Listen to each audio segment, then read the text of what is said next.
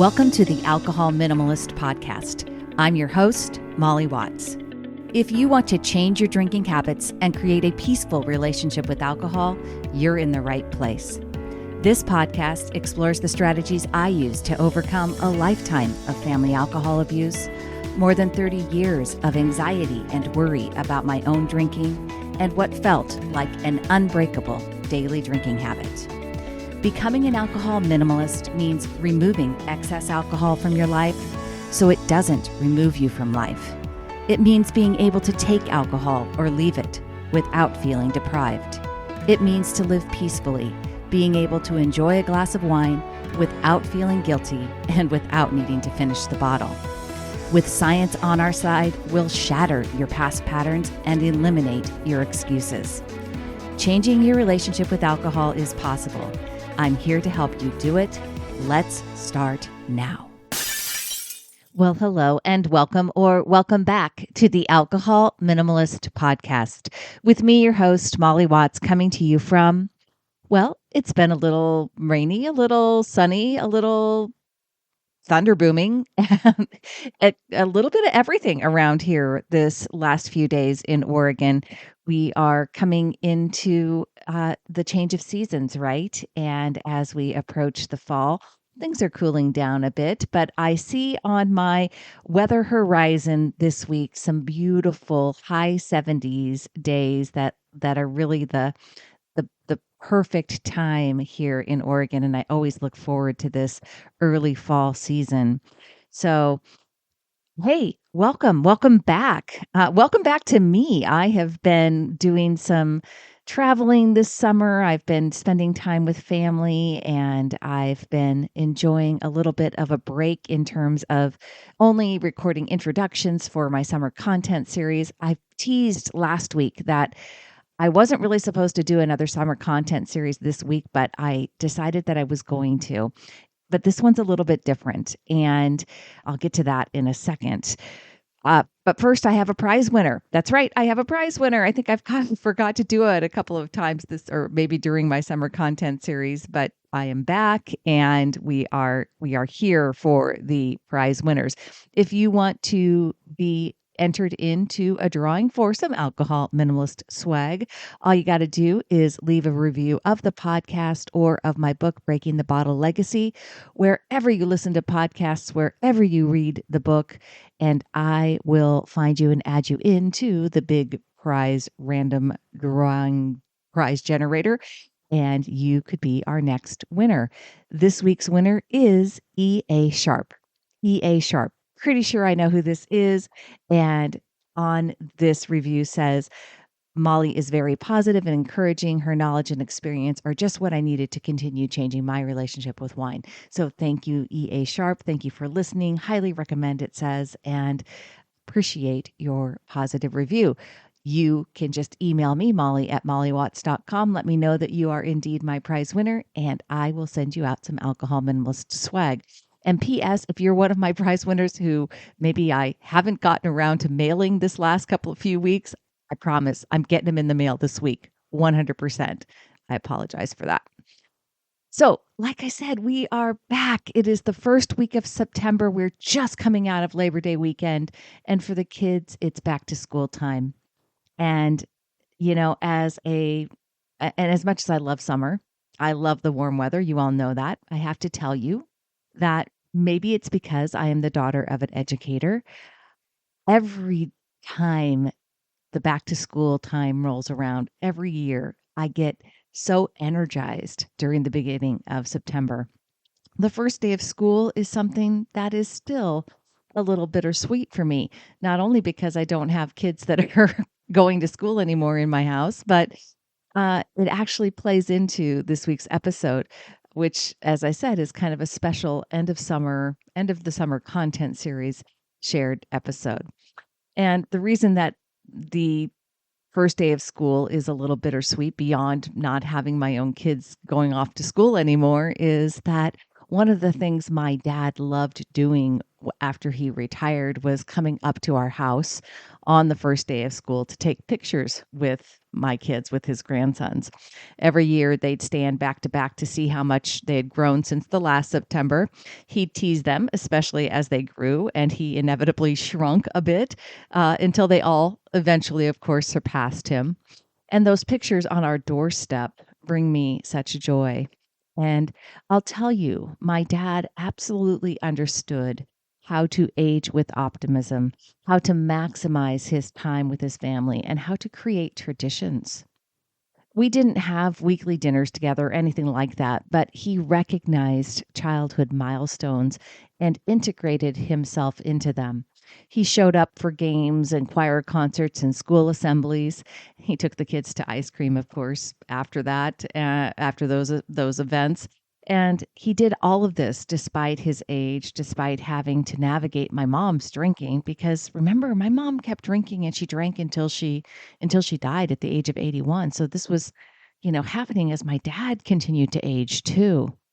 And he kept on going with all of it even after she passed. He did it because he knew what mattered in his life and in his children's and his grandchildren's lives. It's also why he organized family reunions every 2 years and why we went and celebrated and did a family reunion this year, really to honor him even after his passing.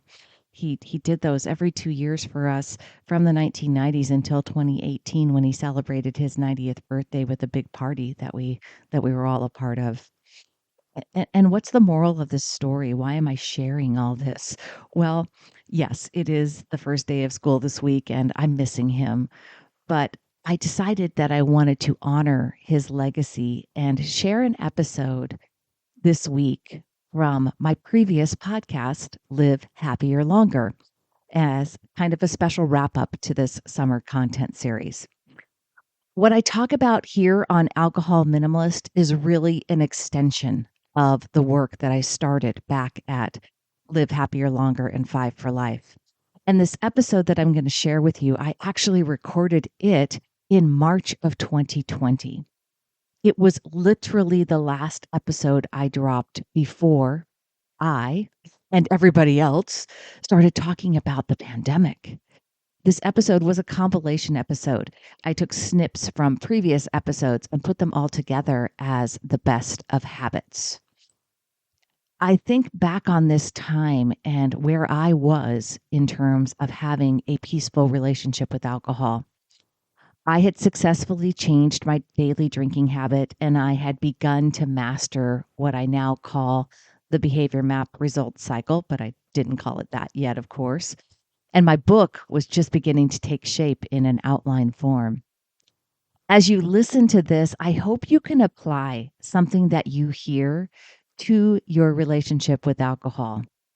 If you are a habit drinker, like I was, simply changing the frame that you use on your drinking habit to make it simply a habit that no longer serves you, as opposed to a character flaw, a disease, or some sort of insurmountable weakness. And then choosing to identify as someone who wants to minimize alcohol in their life. These are such important mindset shifts. And I really hope that as you listen into this overall kind of talk about habits and habit formation and habits that don't serve you, listen in and apply these concepts to your drinking. I'll be back to summarize just briefly at the end. And for sure, next week, I will be here again live with a new episode. So I will see you then and enjoy hearing from me on Live Happier Longer. This week, I am revisiting on the podcast some of our very best episodes on habits and grabbing some of the best little nuggets of each. One of the lessons I've learned over the last nearly 3 years of building 5 for Life is the impact that habits have on our lives. Ultimately, it's what you do consistently over time that defines what your life story will be. And consistency and time, those two things are major pieces of what defines a habit. Webster's dictionary defines habit as 1, a settled tendency or usual manner of behavior, and 2, an acquired mode of behavior that has become nearly or completely involuntary. It's the involuntary piece that really requires our attention. We hope that we can build habits that serve us to the point that they really are nearly involuntary or automatic. But we also have to look at habits that don't serve us, as they may have become so automatic that we don't notice them. So, one of the very first conversations that we had about habits was episode number 23, when we introduced Darren Hardy's book, The Compound Effect. I remember how I felt when this idea really sank in for me. So, take a listen. One of the things that really struck me with it is how much one choice, either the choice to eat something with sugar in it or not eat something with sugar in it every single day, right, has a compound effect. So when you're in the moment, you don't think about it. You don't, you think, oh, it's just one cookie, boom, and you eat it, right? Or you say, oh, I don't need to eat that cookie, and it's just one small choice. Yeah, or an extra pump of vanilla in your latte, right? All of these things, the compound effect is basically saying that, you don't realize when you're in the moment, these small choices, they layer on top of each other and they compound. And you may not get the result you want in the first 30 days. You may not get the result you want in the first year. And he has a great, in this YouTube compilation that I watched, it had this great video where it's actually like interest. Like we can understand compound interest when it applies. But you could be making these changes every single day for 6 months and really not see an effect. But you have to stick with it. You have to keep making these small changes. And I know Lisa King, her book, Tiny Life Changes, I'm sure she would agree with this, those little, but they don't necessarily talk about the compound effect. Yeah. And how strong it is, both negatively and positively. Yeah. So the back to the cookie. So if you consider a cookie, I don't know how many calories in a cookie, 100 calories? 70, 100, I don't know. Just say 100. Depend on the cookie, yeah. Yeah, so if you eat one cookie every day and it has 100 calories, then for a whole year, you've got 365 days of eating 36,500 calories of extra. Eating your 100 calories. If you cut out those 100 calories over that it's 10 pounds, year, basically. Yeah, so it's like you don't think one cookie a day or 7 cookies in a week or 31 whatever cookies in a month. You don't really think so much about that, and it might be like a half pound, a pound. It doesn't add up very. But at the end of the year, all of a sudden you've got 10 pounds. Yeah, right. It's the truth. And that's simply for a weight. That's an easy one to look at as far as a weight gain. The effects of improving your diet is just all the effects on your physical health. Is just, it's such a big impact by making these little changes every day and improving your dietary intake. And it just it's the accumulation of all these good choices that you make. Yeah. And Darren Hardy says the first step toward change is awareness. If you want to get from where you are to where you want to be, you have to start by becoming aware of the choices that lead you away from your desired destination. Become very conscious of every choice you make today so you can begin to make smarter choices moving forward. So, as I said, the book, The Compound Effect, really opened my eyes to the power of habits. Because while I'd really done research on which habits I wanted to focus on for 5 for Life, I didn't thoroughly understand the process of habit building or habit breaking. After the compound effect, I realized that teaching people which habits to focus on wouldn't really matter if they didn't know how to build new habits. And like a lot of people, I had focused on the planning, the process or the actions as my primary tool for building habits. So after The Compound Effect, I read Atomic Habits by James Clear. And in episode 25, we reviewed this book in depth. And one of the first parts of his book is talking about the different levels of change and how habits become more successful by creating habits that are part of the identity of who you want to become. Listen in. His whole process was doing the habit of writing, which then became evidence of the fact that he is a writer. He is, in fact, a writer. Right. Yeah. Not like he was a writer and then he tried to do, he just, he became a writer by writing. And that's the thing that he does talk about. It's about who you become. Yeah. And about the fact that it's really, he talks about 3 levels of change as it relates to habits. One is an outcome-based change, and those changes are when you're just trying to lose weight, right? That's the outcome you want. Yeah. And those kind of habits are not usually as successful. The process change, which means I'm going to restrict the number of calories I eat. I'm going to exercise more. It's all about the process. And then the identity-based change, which is I'm going to become a healthy and healthy fit person. Yeah. Right. And it's those identity changes. Who you wish to become emerges out of your habits. So he became a writer out of the habit of writing. Yeah. Which is pretty cool. And every action you take, he says, is a vote for who you wish to become. Want to be. Yeah. So that's just kind of a little bit of a background on him and where this all started. But the whole basis of habits and atomic habits is that they're small little actions that become part of a larger system. And it's that system that you create and that you follow that really dictates what you will achieve. Yeah, your outcome. Which your results. And he says you won't rise to the level of your goals. You will fall to the level of your systems. Which I thought, is pretty profound, really. I mean, it's really...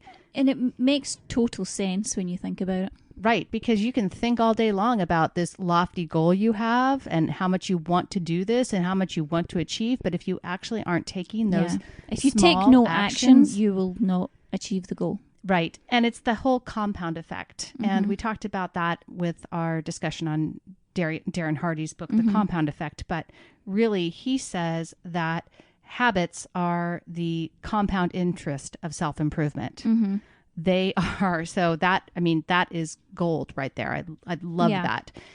Habits are the compound interest of self-improvement. If you want to improve yourself, if you want to live that happier, longer life, you have to develop the habits. Yeah. And that's the one thing that he's very vocal about is a lot of these tiny habits. You don't get the outcome right now. It is a long-term goal. He says, small changes appear to make no difference until you cross a critical threshold. And the most powerful outcomes of any compounding process are delayed. You need to be patient. Yeah. So, if you want better results, you need to focus on that system.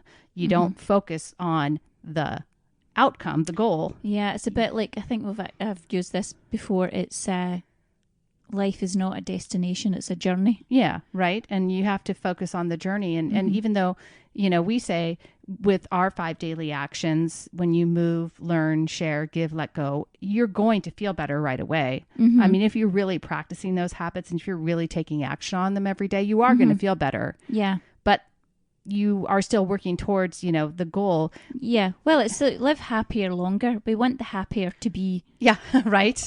Right now. I mean, but longer, it means that you are happier all the time as you live longer. Right. Exactly. And wow.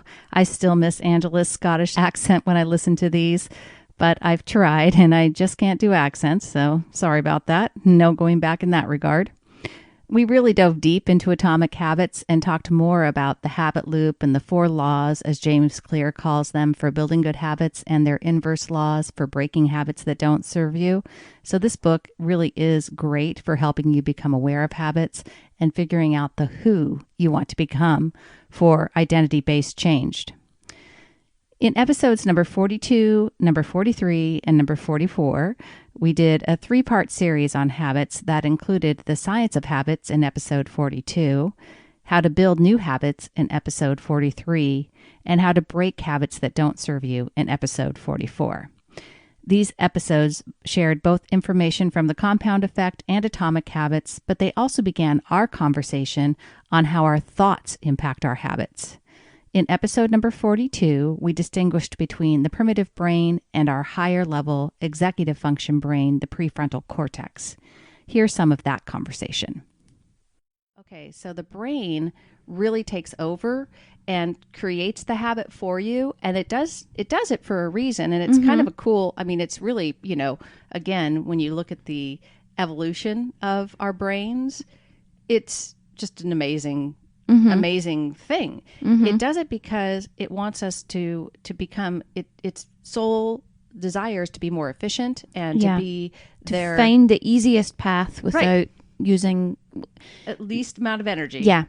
And so then it can basically, when it relegates something to habit, to this internal system and to the lower part of our brain, that primitive brain, then it frees up our prefrontal cortex to be able to think about, doing other things. Yeah, well, deeper thoughts and really important things like what's for dinner. Yeah. Or other more important things. But, the downside, though, as we mentioned, is that some of our habits are so internalized that we may not even be aware of them. And some of them that can even include like emotional responses that have become habits because we learned them as children. Yeah, and they were repeated and repeated and repeated. Right. And and it was a part of that, and they were based on those kind of reactions of that primitive brain. So let's talk about that. Let's start kind of talking about the two different, we're going to, like I said, 10,000 foot view. We're going to talk about the two kind of systems in terms of, or the two different levels. I guess it's more what I would liken to be the emotional brain, right? So we have more of a primitive brain that's our emotional brain, and then our prefrontal cortex, which is a more higher level thinking. Yeah.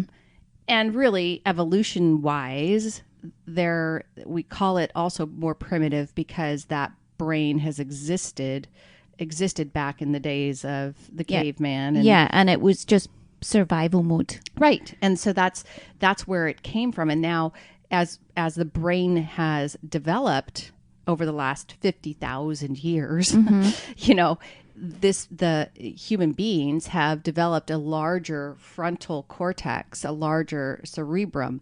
And that's why we always talk about it in terms of, people saying, got to use your higher level, your executive function, all of that. It exists because humans have evolved. Yeah, look, we're all sitting here in houses and we can go to the store and buy food. We're putting out podcasts on the internet. Yeah, so, but that primitive brain was all about, finding food, finding shelter and surviving. That's not an issue we have to deal with now, No. And sadly, like that primitive brain, the limbic system is another term that people use for that primitive type emotional brain like I'm talking about. And the reason I'm making that distinction is because the most primitive part of our brain is actually the cerebellum, which is not in this area. It's located down closer to the brain stem, down at the base of our brain. And that is one of the oldest pieces of our brain. It existed even in animals prior to humans, right?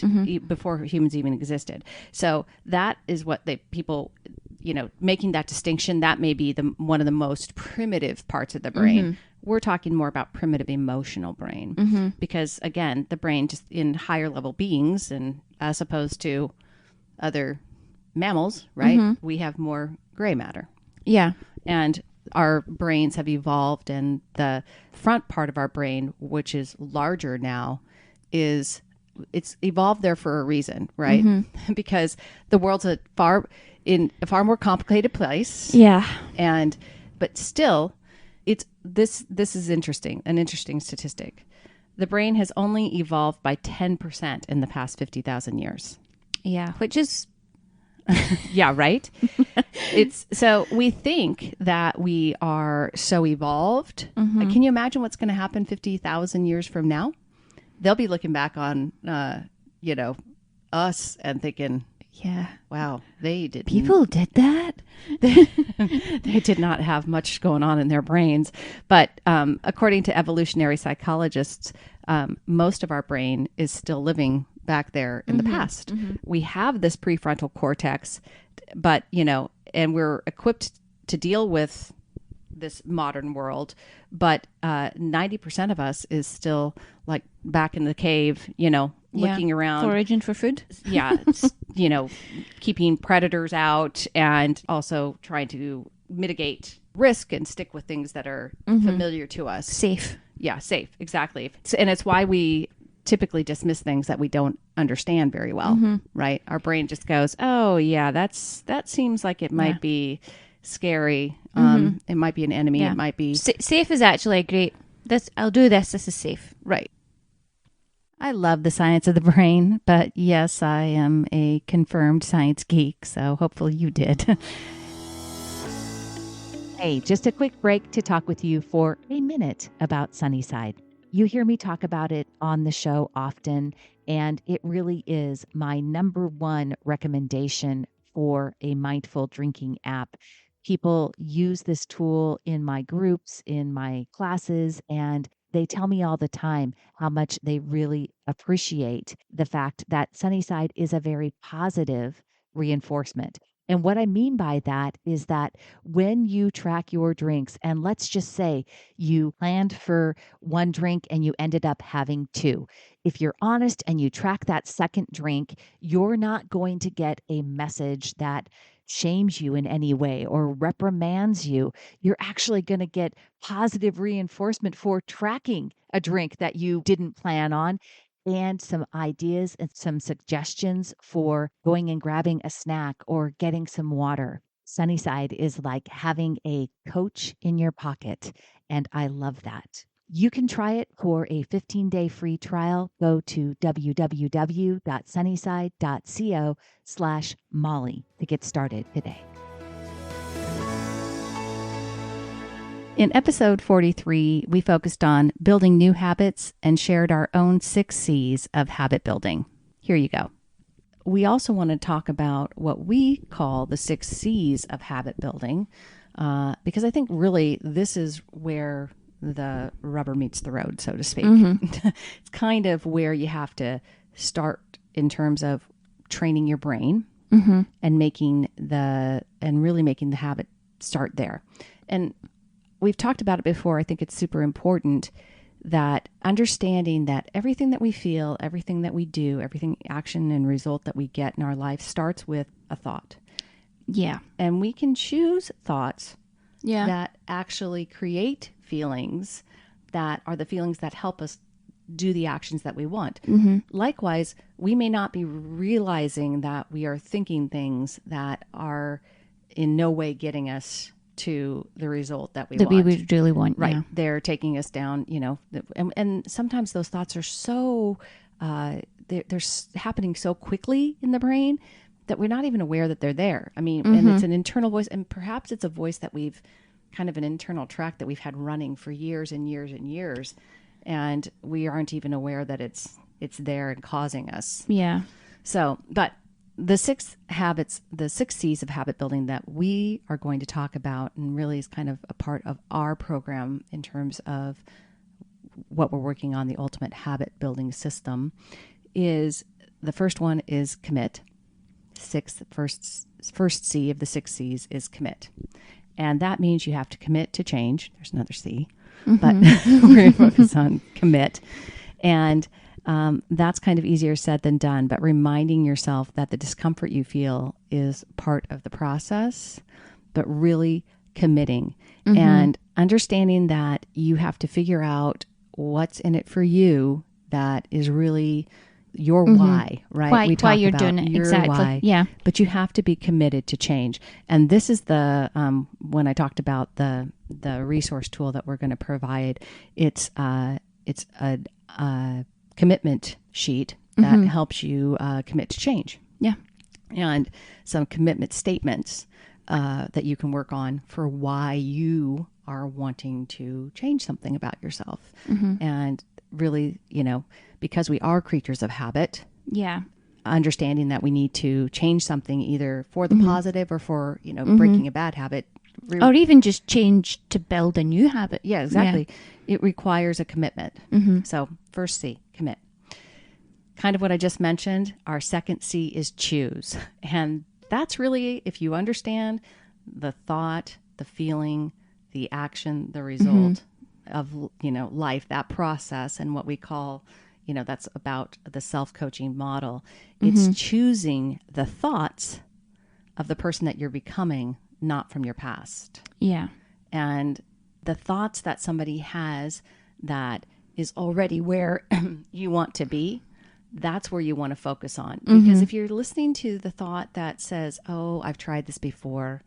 Oh, it doesn't work. Yeah, I can't do that. I can't do this. Oh, I've never been able to maintain my weight loss. Oh, I've never been able to get the job that I wanted. If you start to go backwards and look at things that way, that's never going to help you change your future. Yeah. You have to choose the thoughts that are going to lead to the feelings that lead to the actions and the results that you're trying to get.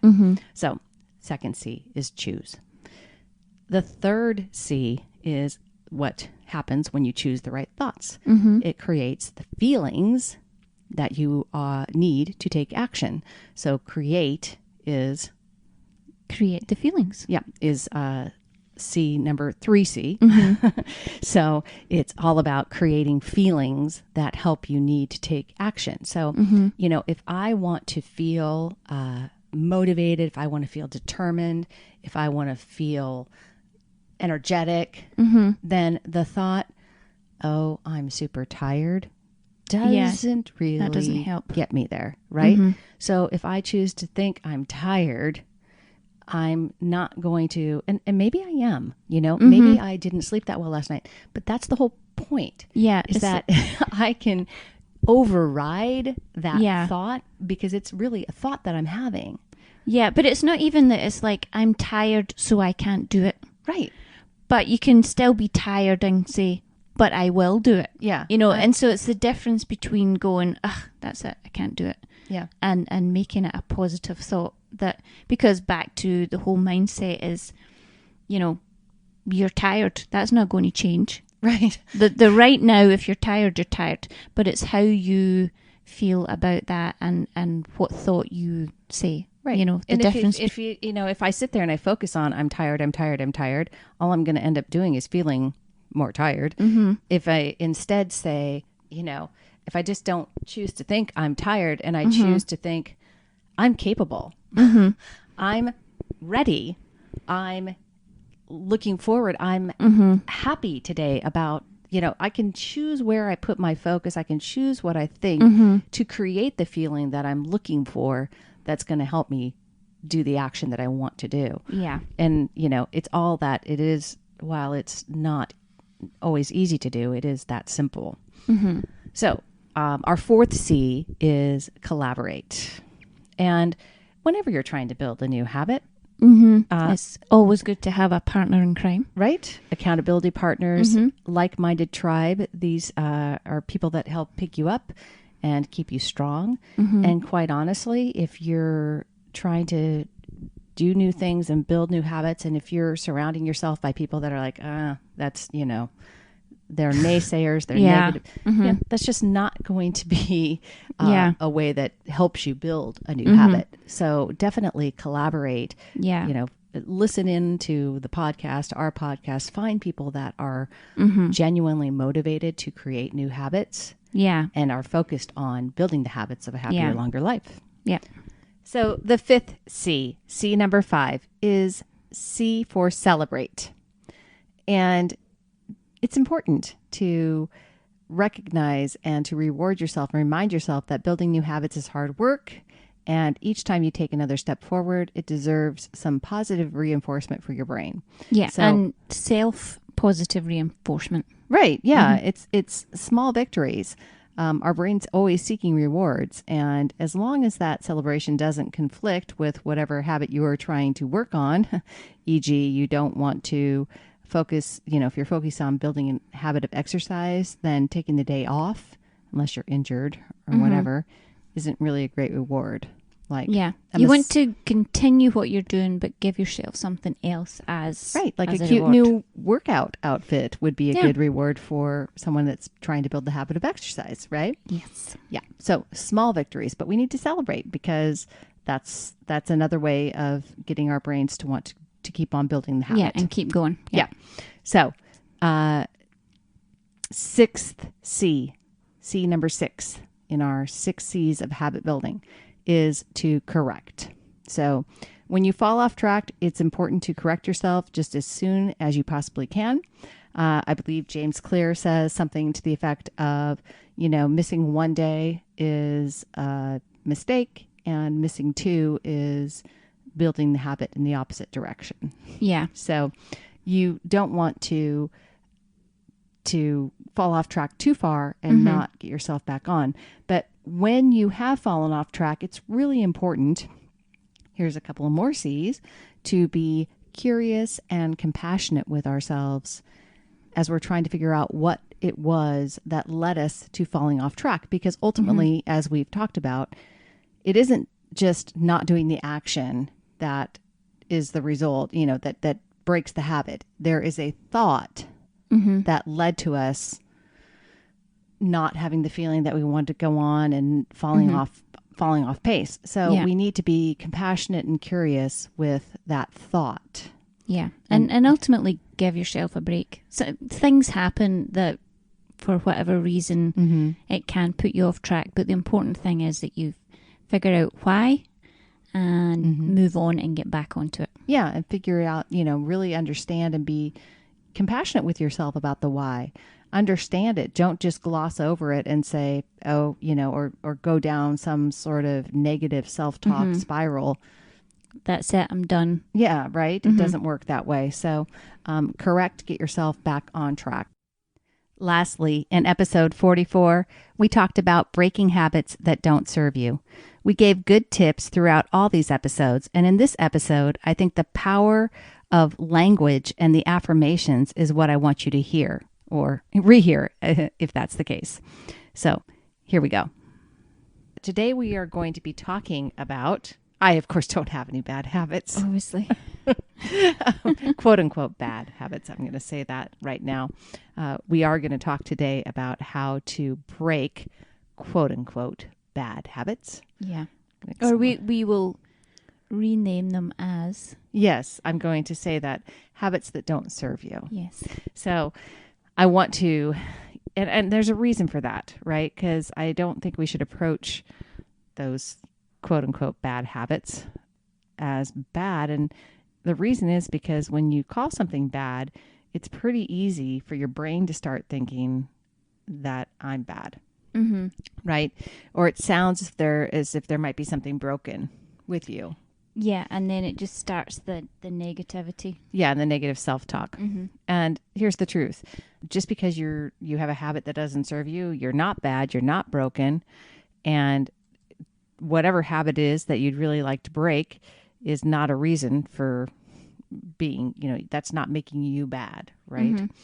For instance, I am not a bad person, even though I have a habit of overeating emotionally, right? Yeah.